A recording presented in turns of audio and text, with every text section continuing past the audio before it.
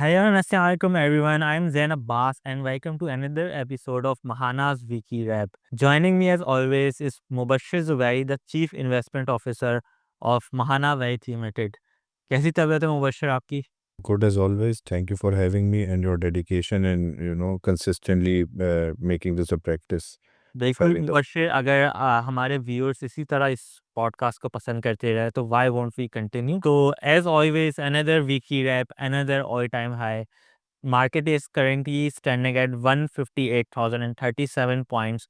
Last time जब 2 हफ्ते पहले हम बैठे थे for a weekly rally, the market was around 154,000 points. तो 2% का इसने ग्रोथ दी है over 2 weeks. और अगर आप MTD देखें तो it's above 6%, which is you're considering the policy rate is 11% in Pakistan.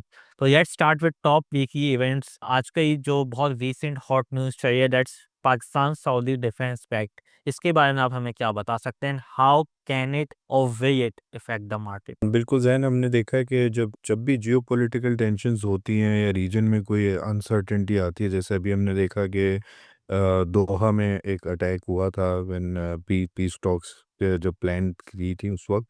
तो फॉर्चुनेटली हमारी जो डिफेंस स्पेंडिंग का फ़ायदा होता है वो इन इन इस अनसर्टेनिटी में काम तब आता है, क्योंकि रीजन में कहीं ना कहीं सपोर्ट हमारी चाहिए होती है, जिसकी वजह से we end up into strategic partnerships और some sort of grants and aids, और मतलब थोड़ा सा हमारी एक इम्पोर्टेंस बढ़ जाती है. तो हम वो जो बच्चे हैं, जब एकदम से ज़रूरत पड़ती है तो एक आपको, तो that is very good I think. इसका फ़ायदा ये है कि डेफ़िनेटली आपकी जो डेमोक्रेटिक टाइज़ हैं वो इम्प्रूव होते हैं, specially with the regional powers, specially सऊदीया की अगर बात करें और आप अरब कंट्रीज़ की बात करें, तो यहाँ पे एक रोल प्ले करने का हमें मौका मिलता है. और उसके साथ-साथ ये होता है कि आपकी जो आस्क होती है इन एक्सचेंज, या आप कह सकते हैं कि B it in form of investments, कुछ ना कुछ फ्लो में डॉलर्स आते हैं. जैसे हमने पहले देखा कि जब सोवियत वॉर का टाइम था उस वक्त भी काफ़ी हमें यूएस से सपोर्ट मिली थी और डॉलर का फ्लो बढ़ जाता है, इन टर्म्स ऑफ काइंड भी आपको सपोर्ट मिलती है. सेकेंडली फिर हमने ये जो आपका 9/11 के बाद हमने देखा था, तो उसके बाद भी हमें बहुत regular consistent flows dollar based आते रहे. और हमारे आपको याद होगा 2005-2004 वाला पीरियड था अप टू 2008, हमारे एक्सटर्नल इश्यूज कोई इतना मीनिंगफुल नहीं होते थे. तो I think it is good to be on the radar and to have that importance. और इसके मैक्रो इकोनॉमिक एक से एक क्या फ़ायदे होंगे ये कहना मुश्किल है, बट ये बात है कि स्टेबिलिटी आ जाती है, आपको थोड़ी एक्सटर्नल सपोर्ट आपकी स्ट्रॉन्ग हो जाती है. जी, मुबश्शिर, काफ़ी अजीब-सी बात है, जब पाकिस्तान के आस-पास हालात ख़राब होते हैं, तो पाकिस्तान के हालात बेहतर होना शुरू हो जाते हैं. चलिए let's move on to the next big news, which is that State Bank held the policy rate stable at 11%. ना इंक्रीज़ हुआ, ना डिक्रीज़ हुआ, and this cited flood related risk. But मेरा अपना एक ओपिनियन है, ये तो उन्हें एक बहाना मिल गया, बट उन्होंने वैसे भी डिक्रीज़ नहीं करने थे. उन्होंने ये बात पुख्ता करी है कि इस साल हमने 11% पे ही छोड़ना है जो इंटरेस्ट रेट है पाकिस्तान का. आपका इस बारे में क्या कहना है? आप देख रहे थे एक कट छोटा-मोटा? देखें, इस पोस्ट फ्लड्स अगर हम देखें तो डेफिनेटली एक्सपेक्टेशन नहीं थी. और जैसे जैसे फ्लड्स के न्यूज़ फ्लो आया रिगार्डिंग डैमेज, क्योंकि डैमेज बहुत वाइड स्प्रेड है और एक बहुत बड़े रेडियस में आया है इन द प्रोविंसेस, और वो रिस्क अगर कुछ एरियाज में स्पेसिफिक होता तो शायद इतना बड़ा नहीं होता. तो उससे दो तीन इम्पैक्ट है, आपकी सप्लाई चेन का इफ़ेक्ट है और थोड़ा बहुत आपका क्रॉप का इमीडिएट इफ़ेक्ट है, जो कि आगे जाके रिकवर हो जाएगा. तो इन आवर ओपिनियन अगर हम देखें तो पहले मार्केट की एक्सपेक्टेशंस थी रेट कट की, and which is not absurd I would say, और वह पॉसिबल था कि रेट कट करे स्टेट बैंक, क्योंकि हमारा जो रियल रेट अभी भी हम देख रहे हैं तो दैट इज़ मोर देन 2-2.5%, जो हमने लॉन्ग टर्म एवरेज कभी देखा था. तो 2-2.5% में there is room for central bank to cut rate. However, अब ये जो फ्लड का इम्पैक्ट है, हम देख सकते हैं कि मंथ ऑन मंथ इन्फ्लेशन का ट्रेंड फूड प्राइसेस में क्या रहता है.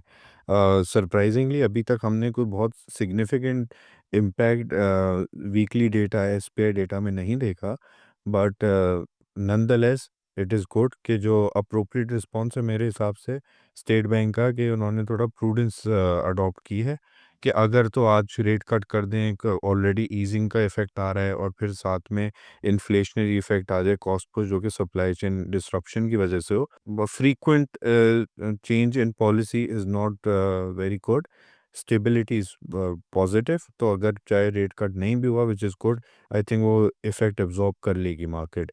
और आई जैसे कि आपने देखा, equity market is not concern बिल्कुल। कि रेट कट अप 11 से 10 हो, 10.5 हो, but majority of the impact जो लिक्विडिटी में आना था और जो कंपनीज की प्रॉफिटेबिलिटी में आना था, दैट इज़ ऑलरेडी देयर। जी, और मुबश्शिर एक और बहुत बड़ी वजह जो मेरी नज़र में है कि स्टॉक मार्केट पे क्यों इफ़ेक्ट नहीं पड़ा ऑफ द फ्लड्स, क्योंकि हमारी मार्केट बनी of oil and gas, banking and manufacturing sector. तो एग्रीकल्चर का तो इतना बड़ा कंपोज़िशन है भी नहीं हमारे इंडेक्स में, तो that's why the market was left affected. बल्कि सीमेंट और रिकंस्ट्रक्शन थीम की वजह से कुछ सीमेंट स्टॉक्स चले भी गए और मार्केट ने काफ़ी पॉइंट्स भी गेन किए। चलिए let's move on to the next big news which is कि in the month of August, या एक हमेशा की तरह जिस तरह इकोनॉमी पिकअप करना शुरू होती है, करंट अकाउंट डेफिसिट भी बढ़ता रहता है।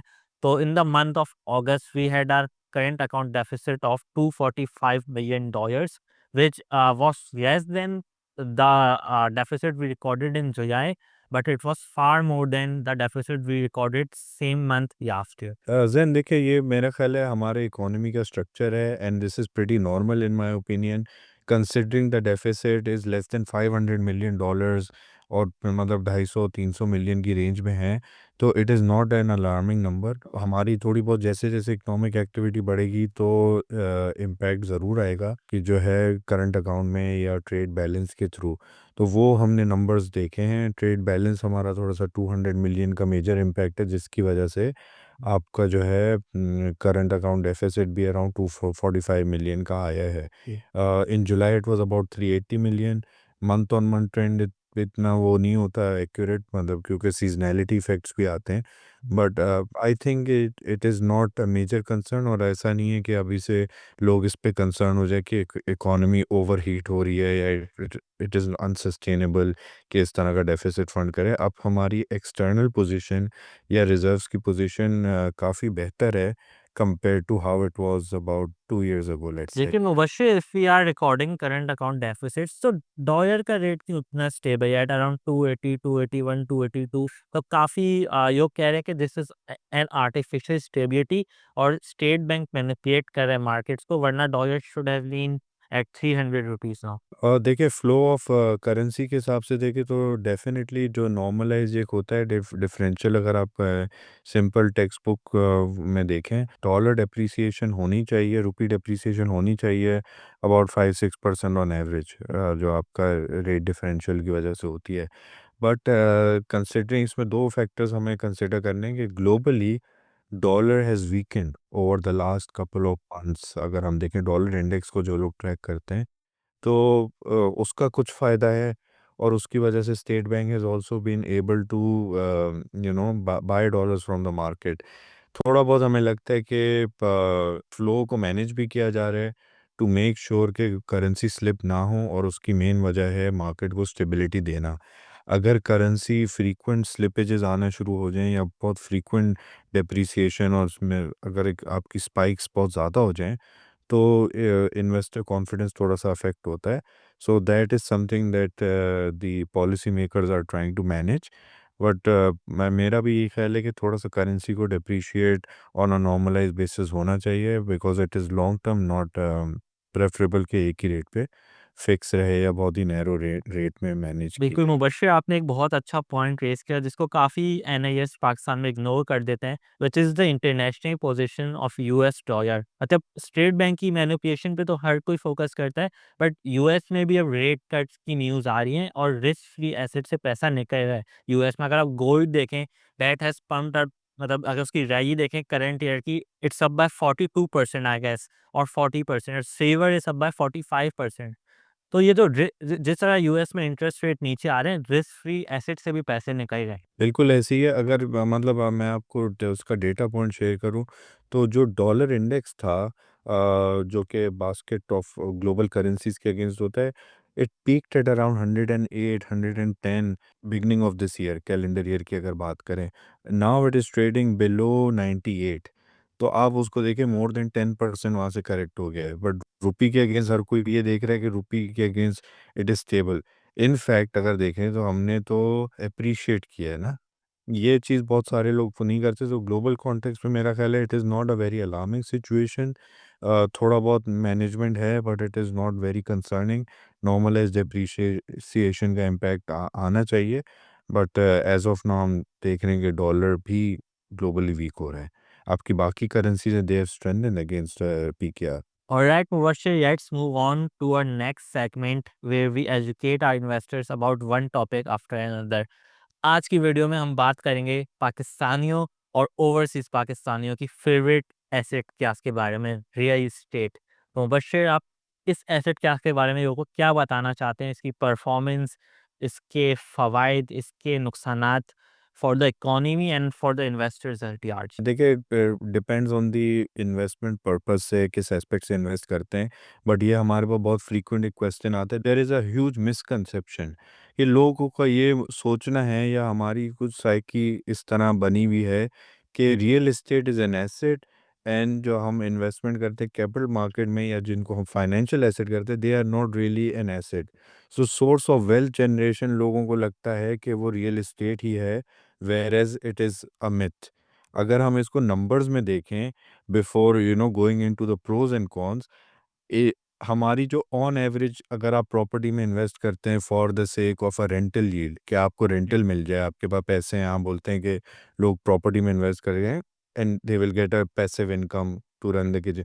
रेंटल यील्ड ऑन एवरेज जो है पाकिस्तान में एट बेस्ट इज अबाउट 4.5-5%। मतलब ये मैं बहुत अच्छी बता रहा हूँ, but on average is about 3 to 4% depending on area to area, क्योंकि कुछ एरियाज की प्राइसेस एलिवेटेड होती हैं तो रेंटल यील्ड कम होती है एंड सो ऑन। अगर आपकी 3 to 4% हम अज्यूम कर लेते हैं रेंटल यील्ड है, तो उसको इन्फ्लेशन ऑन एवरेज अगर हम 15 साल की लें तो उसको बीट करने के लिए हमें कुछ 6% एनुअलाइज कैपिटल एप्रिसिएशन भी चाहिए, ताकि 10% का इन्फ्लेशन के ओवर एंड अबव हम अर्न करें। अनफॉर्चुनेटली रियल एस्टेट में मूवमेंट्स बहुत स्पोरेडिक आती हैं, कि कभी आपने 2010 के बाद देखा था तो कुछ पीरियड में रियल एस्टेट में मूवमेंट ज़्यादा हुई, एंड आफ्टर दैट वो प्राइस इंक्रीज या कैपिटल एप्रिसिएशन नहीं हुई। In fact people who bought in at a later stage, जब पीक थी मार्केट की, या आप वो कह सकते हैं अराउंड 2017-2018 वाला जो पीरियड था, उसके बाद से डॉलर एडजस्टेड रिटर्न नेगेटिव रहा है रियल एस्टेट का। और उसके बाद से बहुत सारे लोगों को तो रुपी टर्म में भी कैपिटल एप्रिसिएशन नहीं मिली। So considering these factors, I think अगर हम इसको खाली स्टॉक मार्केट से तो कंपेयर करें तो चले, रिस्क है, सारी बातें हैं, तो स्टॉक मार्केट ऑन एवरेज हमने जो डेटा देखा है, ज़मीन.com एक क्रेडिबल सोर्स है, इस पे 10% के आसपास का डेटा है टोटल अगर हम रिटर्न देखें, और उस रिटर्न में आपको जो है 15 ईयर्स का पीरियड। अब इसी को अगर आप कंपेयर करें स्टॉक मार्केट से, तो stock market has grown at about 18% during this period. तो आपको जो रिस्क रिवॉर्ड है वो it is more than compensating. आप ये नहीं कह सकते कि ठीक है property is a low risk investment और ये। फिर दूसरा आपका लिक्विडिटी फैक्टर है। अगर किसी को रिस्क अवॉइड करना है बट लिक्विडिटी को प्रेफरेंस देना है, तो आप लो रिस्क मनी मार्केट या इनकम फंड्स में ही अगर आप पैसिव इनकम जनरेट कर रहे हो, तो that alone is around 11-12% over the last 15 years. कुछ पीरियड में ज़्यादा भी थी, बट मेरा ख्याल है एवरेज जो है वो 11% के आसपास है, जिसमें एक बहुत अच्छा टाइम था जब रिटर्न्स वर लेस देन 7%, जब हमारे डिस्काउंट रेट रिकॉर्ड लो पे चला गया था ऑलमोस्ट। तो ये फैक्टर्स होते हैं। इसके अलावा इन्वेस्टर्स को ये सोचना चाहिए, अगर मैंने आज प्रॉपर्टी में इन्वेस्ट करना है, तो lot of people what they do is they just keep parking their savings into their bank account until they have enough to buy a property। उससे आपकी पैसों की इन्फ्लेशन प्रोटेक्शन नहीं होती एंड आपको रियल रिटर्न नहीं मिल रहा होता। एट द सेम टाइम अगर आप लेट्स से आप प्रॉपर्टी में इन्वेस्ट कर देते हैं, उसके बाद you want to cash out, you have partial liquidity requirement, so you have to sell the entire piece of land or the property, which means it is dependent, it is not very liquid, it is not, मतलब उसकी transaction जो हैं बहुत ज़्यादा नहीं होती, so it can be difficult to liquidate on a short time notice। But on the other hand अगर आप मनी मार्केट या इक्विटी में जा रहे हैं, तो आप छोटी अमाउंट भी कर सकते हैं। You can liquidate fraction of your portfolio and you build wealth. जी मुबश्शिर, जिस तरह आपने रेंटल यील्ड्स की बात की, अगर हम कराची की बात करें तो आउटस्कर्ट्स पे आपको मे बी गुलशन एमआर के अराउंड स्कीम 33 में अपार्टमेंट मिल जाएगा करोड़ रुपए का। उस करोड़ रुपए के अपार्टमेंट में आपको हद से ज़्यादा आपको अगर एक टेनेंट मिलेगा तो 30,000 पर मंथ रेंट रहेगा। Per annum it's 360,000। तो अगर आप 360,000 को 1 करोड़ रुपए से डिवाइड करें तो आपको 3.6% मिल रहा है। ऊपर से झंझट, उसने बिजली का बिल नहीं दिया, गैस का बिल नहीं दिया या आपकी प्रॉपर्टी को डैमेज कर दिया, it's not a truly passive income. 3.6% आपको चाहिए, 4% कर देते हैं। 4% आपको रेंटल यील्ड मिल रही है। ख्वारी आपने 10 उठानी है, उससे अच्छा आप अपना पैसा किसी, चलो आप स्टॉक मार्केट में ना डालो, आप कैश फंड में डाल दो। कैश फंड में भी आपको 10% मिल जाएगा। आपके फ़ोन पे आप मैनेज कर सकते हो। आपके कोई झंझट नहीं उठानी। अच्छा, आप यो कहेंगे अच्छा इसमें कैपिटल ग्रोथ भी तो है, कैश फंड में कैपिटल ग्रोथ तो नहीं है। तो कैपिटल ग्रोथ हमारे सामने पिछले 15 साल का डेटा मौजूद है। कुडोज़ टू ज़मीन.कॉम जिन लोगों ने इस पे काम किया है। तो अगर टोटल ग्रोथ देखें over 15 years is around 329% and अगर कंपाउंडेड एनुअल ग्रोथ रेट देखें पर ईयर तो इट्स अराउंड 10.44%। वहीं हमारी और अगर आप रेंटल यील्ड 4% लगाइए तो 14% रिटर्न हुआ। वहीं हमारी स्टॉक मार्केट ने रिटर्न दिया है अराउंड 18.39%। और स्टॉक मार्केट पे ना आपके शेयर पे कोई कब्जा कर सकता है, स्टॉक मार्केट में ना सुप्रीम कोर्ट का कोई ऑर्डर आ सकता है, बहुत रेयर केस है। अगर आपने ईटीएफ में वही पैसे डाले तो your investment is diversified over 30 different stocks.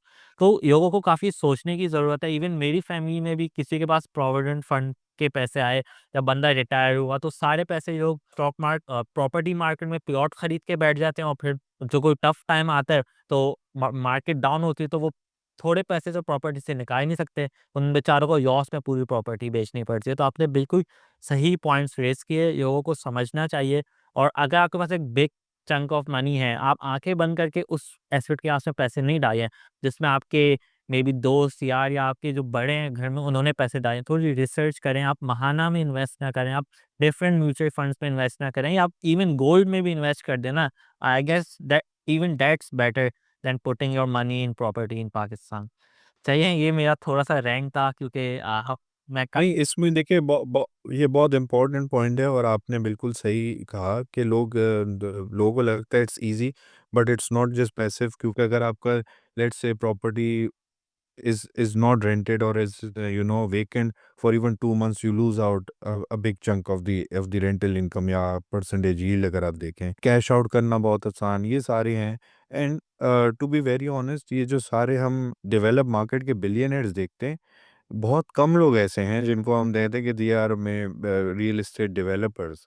They are mostly people who have built wealth in the capital market, who have invested in real businesses rather than selling properties। तो इन चीज़ों को कंसिडर करना चाहिए लोगों को। एंड डेफिनेटली अपने portfolio को diversify ज़रूर करें। और अगर let's say for example if someone has a portfolio of 50 million, 200 million and so on, then they can have some exposure to the property। और प्रॉपर्टी में आपके पास ये ऑप्शन भी हैं, लेट्स से रियल एस्टेट रीट्स हैं। जैसे हुँ। रीट्स में आप इन्वेस्ट करते हैं, उसमें आपको रेंटल यील्ड से ज़्यादा आपको डिविडेंड यील्ड मिल जाती है। So you get a flavour of property as well as it remains, it has the benefits of capital market liquid रहता है। आप फ्रैक्शंस शेयर्स या शेयर्स आप सेल कर सकते हैं। So you can liquid part of your portfolio and so on. बिल्कुल, वो वर्कशॉप तो काफ़ी ज़्यादा रीड्स आ रहा है और अगर हमारे व्यूअर्स चाहेंगे तो हम एक रीड्स पे भी वीडियो करेंगे जहाँ आपको डिविडेंड यील्ड, जिसको आप रेंटल यील्ड भी कह सकते हैं, वो भी मिलती है, आपको कैपिटल ग्रोथ भी मिलती है और आप अच्छे खासे पैसे बना लेते हैं। आप खुद जाके डायमंड सिटी की रीट के रिटर्न्स देख सकते हैं, फिनोमिनल रिटर्न्स दिए हैं। तो होपफुली अगर हमारे व्यूअर्स चाहेंगे तो हम एक रीट्स पे भी वीडियो बनाएँगे और अगर काफ़ी ज़्यादा डिमांड आई तो मेबी हम महाना का भी रीट लॉन्च कर दें। That wraps up today's episode of महाना वीकी रैप। आई होप हमारे लिसनर्स को ये पॉडकास्ट पसंद आई होगी और काफ़ी कुछ सीखने को भी मिला होगा। और हम चाहते हैं कि आप लोग कमेंट्स में हमें बताएं कि हम किस टॉपिक पे वीडियोस बनाएं और इन वीडियोस को आपकी ये किस तरह और भी ज़्यादा बेहतर कर सकते हैं। चलिए, तो until next time, keep investing, keep saving and your future safe. We thank you for it. खुदा हाफिज़।